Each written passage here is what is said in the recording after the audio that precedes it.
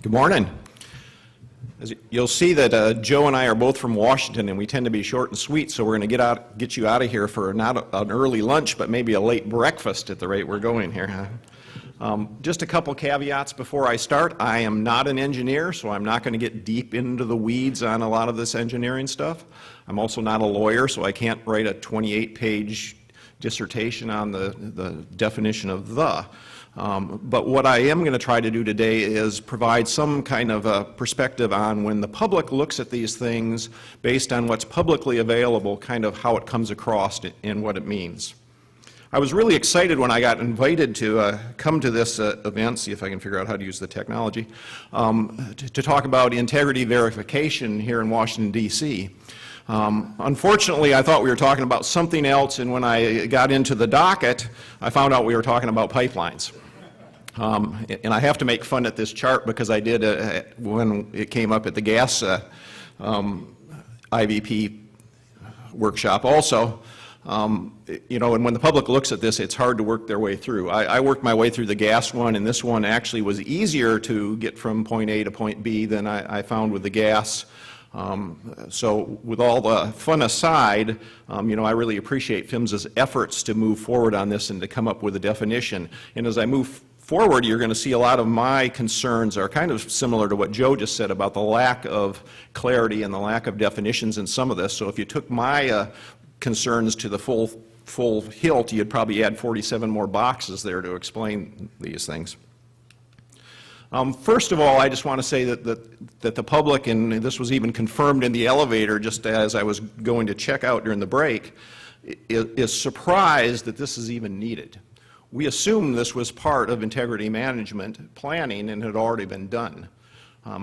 It's how can an operator have a plan to assess risks of their pipe if they don't know what pipe they have in the ground and don't have an accurate MOP? We thought that was part of integrity management. I think I heard PHMSA say that too, that in many of these situations, this really should already be done and shouldn't be a big hurdle for many of the companies. We also am kind of surprised that it has taken so long with so many failures on hazardous liquid pipelines happening at pressures below the MOP that it took an incident like San Bruno to really bring this to the forefront and find this flaw in the whole integrity management planning. Luckily, and I've been at the technical committee meetings here for the last 2 days, and luckily the industry, advocates, regulators all now agree that the goal of all of the pipeline regulations and other things is to get to zero incidents. So it ought to make moving forward on all these things fairly easily because we won't have to get in an argument about whether we ought to be doing this in rural areas or populated areas or on right-of-ways or within facility fence lines, because if the goal is zero, we ought to be concentrating on getting to zero. Just a little bit, one thing that's publicly available is lots of data that can help inform where this process ought to go. This is data during the integrity management years, basically 2004 to 2014, significant incidents per mile of hazardous liquid pipelines. Unfortunately, the trend line of this is going the wrong direction.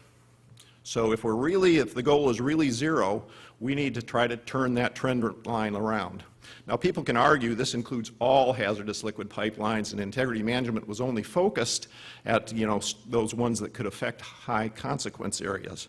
So I broke it out a little further to the incidents that are occurring in high consequence areas versus those that aren't. And what you see that the incidents in high consequence areas is what's driving that graph. They're increasing at a much faster rate, where outside of high consequence areas, the number of incidents are decreasing. I don't understand why this is. It's something that certainly needs to get figured out. It would appear that those smart pigs are thinning the pipes and they're failing, or that you folks monkeying with the pipes are causing failures, not preventing failures.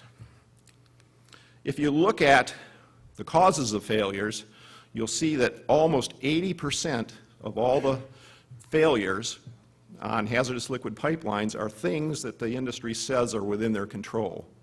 Corrosion, incorrect operation of the pipeline, and material and weld failures. So while for the last 2 days we've heard a lot about, you know, excavation damage, and that certainly is a huge issue, especially for distribution pipelines, You know, 80% of the causes on hazardous liquid pipelines are things that we ought to be catching through integrity management and now maybe through integrity verification. Just a few more data points. You know, in the past 5 years, there's been 795 significant incidents on hazardous liquid pipelines. So if the goal is 0, we've still got a ways to go. Of those 795 incidents, 103 were material failures on the body of the pipe or the welds. And all of those failures occurred at pressures under the MOP.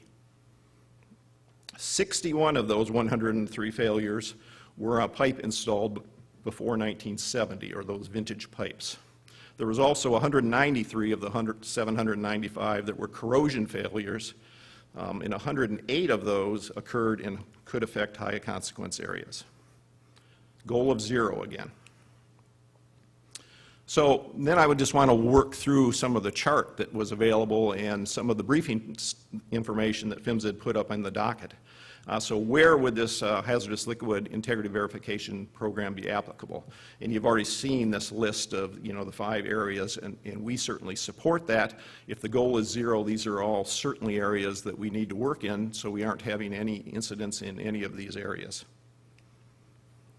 There's also 5 different methods they listed for candidates for the IVP options. And of those 5, we really only support 2 of them at this time, and I'm going to talk through those. And even some caveats on some of those.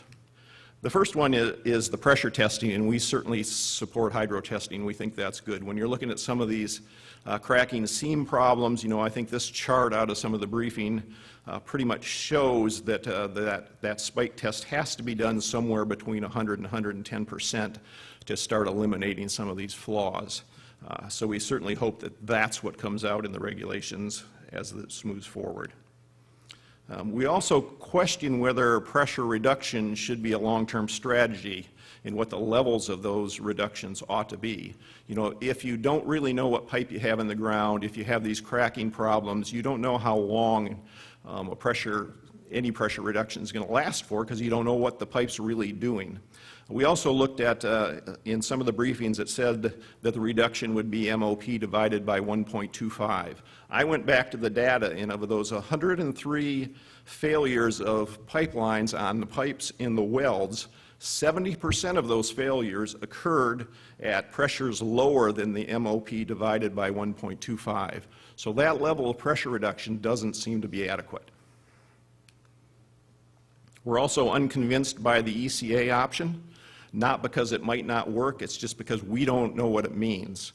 You know, we've never seen an engineering critical assessment.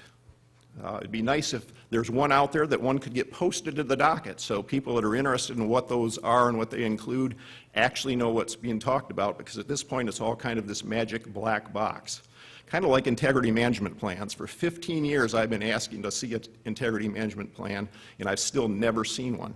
I know university professors right now writing papers on risk assessment are trying to look at integrity management plans, and they can't get their hands on one. So it's another magic black box. So from the public point of view, if we don't really know how that works and what's going on, it's hard for us to comment on those things. I think one of the things that's been pointed out as a problem with integrity management, and NTSB hinted at it this morning, is that it provides too much flexibility. And for some operators, that leads to them being able to do bad risk analysis, leading to bad risk assumptions, leading to bad testing protocols, leading to failures. How is this ECA option any different than that for integrity management? Assessments to establish MOP. The other one that just would comment on is the alternative technology. We certainly support the idea of developing alternative technologies. We think that's good. We don't know what they are at this point, and nobody does. That's why they're alternative. But as they move forward, we think they need to be looked at critically. In some of the briefings, it said that any alternative technology would require notification of PHMSA. We don't think notification is enough. We think they need to be approved by PHMSA, not just notified. On some of the other briefing, it also said that if you're using alternative technologies, you just have to get no objection from PHMSA. Well, no objection is different than approval too, and we think that alternative technology should be reviewed and approved by PHMSA, and if it's not in the code, it should go through the special permit process so other people can also review that. One of the things we found interesting in the briefing was that there was a slide that said, why are material records needed? And this is under the documentation part, the material documentation box off on the right-hand side of that big chart. And it said that they're needed to establish the design and the maximum operating pressure. But if you work your way through the chart, the material documentation step occurs after the MOP is determined.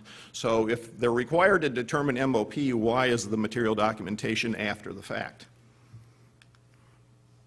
Material sampling protocol, a number of people have kind of mentioned this. It's unclear. There's not a lot of details in there about what it would mean. It's unclear to us whether there would be enough sampling to ensure that material properties of all segments are known. You know, that needs to be spelled out. The picture there on the right is the weird segment that came out of the PG&E failure. I can't remember how long it was. It seems like it was 27 feet or 30 feet. So if you're only sampling once every 50 feet, you could have missed this whole section of pipe. So somehow, you know, if you're going to do sampling to verify what's in the ground, that sampling has to be pretty intense. One of the things, and I think everybody's mentioned this, and we're really surprised that when PHMSA comes out with this, they don't tell us more precisely what they're thinking about, because I think it would give us an easier straw man to shoot at. And there's a whole list of things there that, you know, and I think Steve was saying, I don't know what we're thinking about this, and that's why we were asking you, and now we're all saying, well, we don't know what you're thinking about that, and we wish you knew, and that was kind of our point too. If they had been more specific in this, we probably would have more specific comments. We also don't understand note number 8 on the chart, which says IVP is not a one-time process, but will be exercised as a recurring basis based on assessment results. Don't know exactly what that means, what assessment results, and who's doing those assessments. And what does recurring mean? When would recurring get kicked in? Is it if you lose your documents and you don't show that you have material documentation anymore? Does it recur? If you have failures, does it recur? How many failures do you have to have before it recurs? Or is it just going to be, you know, every 5 years or every 3 years to verify MOP again? Just a few looking at the comments that were already on the docket. I wanted to just comment on some of those. The industry has argued that the hazardous liquid pipelines have already been required to verify MOP.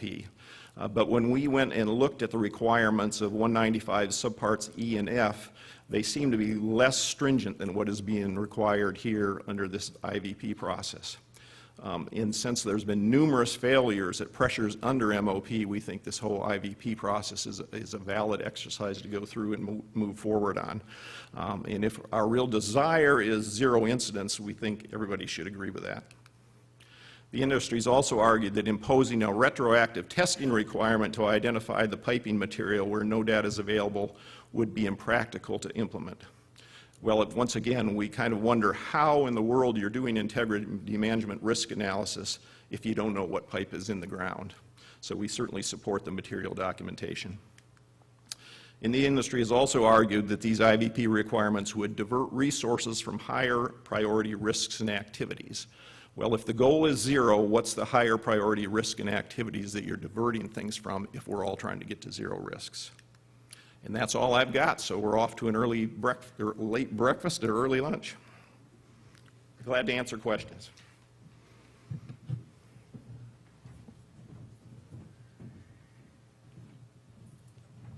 Thank you so much, Carl. We welcome your questions at this time. For those on the webcast, feel free to click on the link that's on your screen. For those here, feel free to step up to the microphone up in the front, announce your name and affiliation, and we also have index cards. If you are more comfortable writing it down, feel free to write it down and hand it to one of our people that's walking around, and they'll bring the card up to the front. And while we're waiting for questions, some of the common themes that we heard about this morning is, know what you don't know. That's Robert mentioned that, And because we're dealing with pipelines that has been installed over many decades, they're made out of a lot of different types of line pipe. So, we're talking about modern and also vintage systems. Another thing that was mentioned is, find what you are not looking for. Because, a lot of times, you don't know that the threat is there unless you're actively looking for things that are outside of the box. So, we also talked about cracks. Cracks are the most detrimental type of defect, and they're often one of the most difficult types to detect because they may have no volume, which makes it difficult. And we also, Steve talked about spike hydrostatic testing, which is one of the most effective ways of detecting critical size cracks. And that's and we try to spike it to try to maximize the benefits of the hydrostatic test and to minimize some of the downsides of doing the hydro test.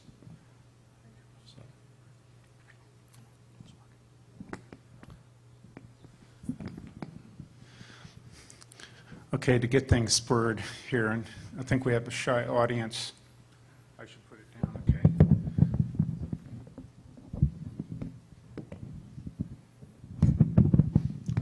All right, the protocol here is if you're in the room, if you'd step up to the mic, because we want to get a nice cameo on that camera of you, but Alan Mayberry with PHMSA. After that first session, I appreciate, Carl, you setting us straight, because actually I thought we had answered all the questions in the first session there. But indeed, there are a lot of, it's kind of a high-level plan. So certainly the devil is in the details. And like I was saying, we put these things on really to help inform us as we go forward. Realizing there's a balance there. You'd like to see more.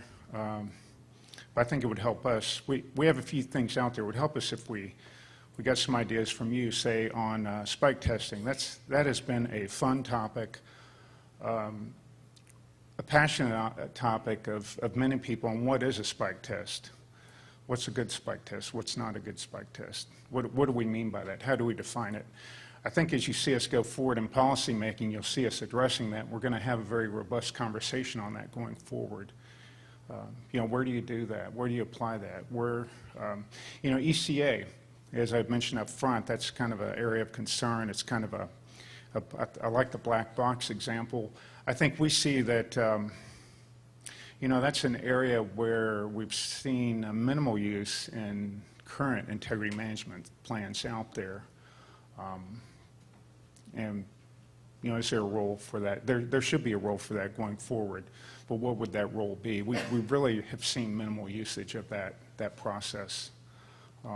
And as was pointed out, really the record keeping, really is applied all along. Realizing, with transactions, records have been lost, records have not been transferred. But how's your risk assessment valid, without that? How do you assess the pipeline without that information? Is default data valid? That's really, how do you get that information if you don't have it? So, as I mentioned, that's a big focus of what we're trying to do here as well. Trying to get out of the breakfast mode, pause for a little time here so it can actually be a bona fide lunch. But I threw a smattering of things out there. Certainly, now the after lunch crowd, I know after lunch you're going to be even more sluggish. So. Or is it the early flight thing? I know some of you mentioned, well, if we get done early, I'll take that earlier flight. So there's a little collusion going on here. But, anything from the webcast yet, Max? Okay. Okay. It's 11:03. Yeah. Well, we can start. Yeah. Right. How about, I think we're going to block the afternoon panels. We'll get them up in one batch. I think we could take an early lunch and then we have an hour and a half block for that. we could just come back. We'll just shift everything, lunch earlier, and then we'll come back. So if we Just start that much quicker. Right. lunch now, we could be back at 12:30? 12:30, right. Is that- And then we'll tee up the Okay. afternoon panelists. It will officially be afternoon then, so. Okay, so for those that are on the webcast, we will resume at 12:30. So we'll be 1 hour ahead of schedule. So we're going to start the afternoon talks again at 12:30 Eastern Time. Thank you.